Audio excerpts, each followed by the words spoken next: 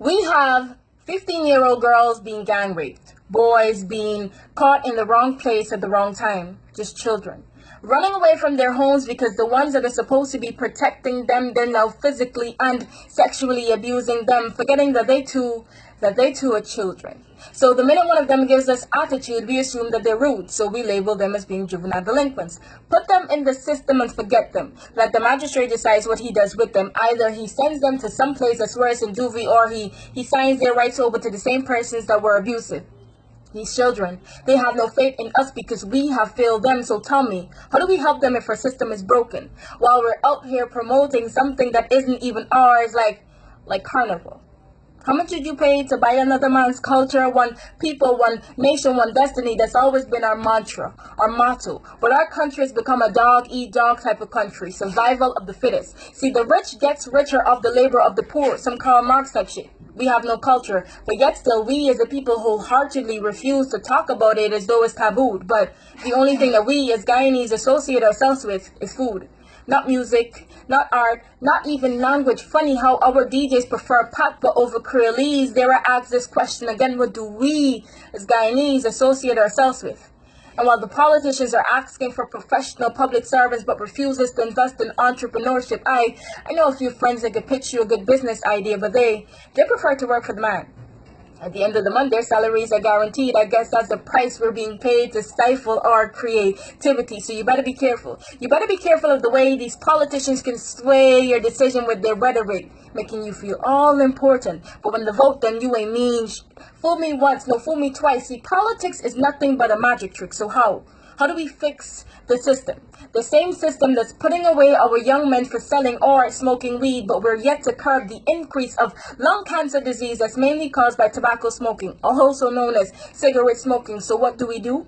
We put a warning label on the pack and just hope that it stops. Can't fight this life. See, UG has once again increased my facility fees as though I get my money from these forest trees, Baishan, laying these forest fiends. And even when I graduate from one of the highest institution in the land, they cannot guarantee me a job with or without this degree. And you want to know why our young people are out here selling weed?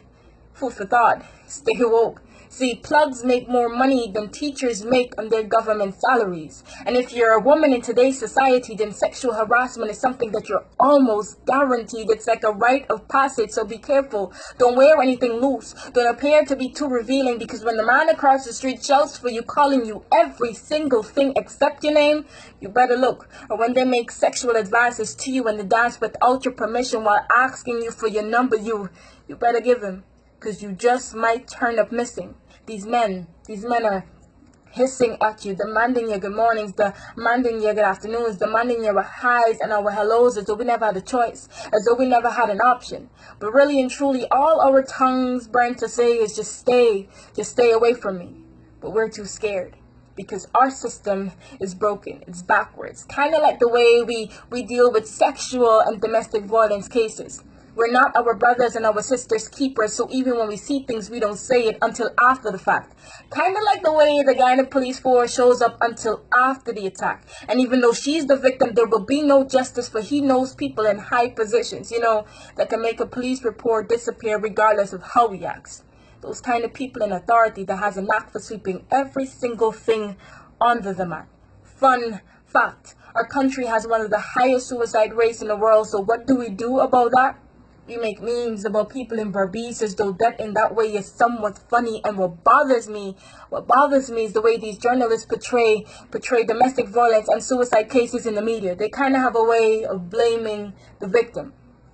Our system is broken because of our ignorance. But I bet if I withheld my vote and I convinced 50,000 people to withhold their own, I'd have the attention of these politicians. For they know that the power lies within the people. So tell me, why are we preaching Burnham's ideologies along with a strategy to a 21st century generation that were equipped with different tools? These are different rules. And even though they tried to silence David Hines, if history is proven anything, it's that the truth will always survive, and if needs be, it will bleed through crooked lines. So why?